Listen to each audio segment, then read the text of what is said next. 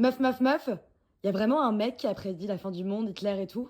Nostradamus, de son vrai nom Michel de Nostredame, naît en 1503 en Provence. Médecin, apothicaire, passionné d'astrologie, il devient très vite une star. En 1555, il publie Les Prophéties, un recueil de 942 censé prédire l'avenir. Mais attention, bien sûr ce n'est pas si simple, tout est écrit dans un français codé, avec des métaphores, des anagrammes, des inversions de mots, de quoi laisser libre cours à toute interprétation. Certains disent qu'il a vraiment tout prévu. La mort d'Henri II en 1559, la Révolution française, Napoléon, Hitler et même le 11 septembre 2001. Mais en réalité, c'est souvent écrit de manière super floue. Genre, ouvrez les guillemets, le jeune lion vaincra le vieux sur le champ de bataille. En parlant de Henri II, du coup, qui mourra dans un duel. Boum, forcément, ça colle.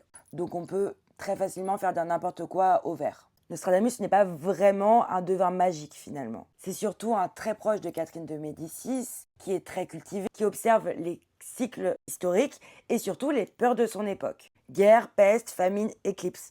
Quand on y pense, ça se répète beaucoup. Finalement, il ne prédit pas vraiment l'avenir, il comprend surtout le présent et le prolonge dans le futur, un peu comme les algorithmes aujourd'hui. Bref, il y a une chose qui est sûre, c'est que l'humain adorera toujours croire que quelqu'un, quelque part, a tout prévu pour nous.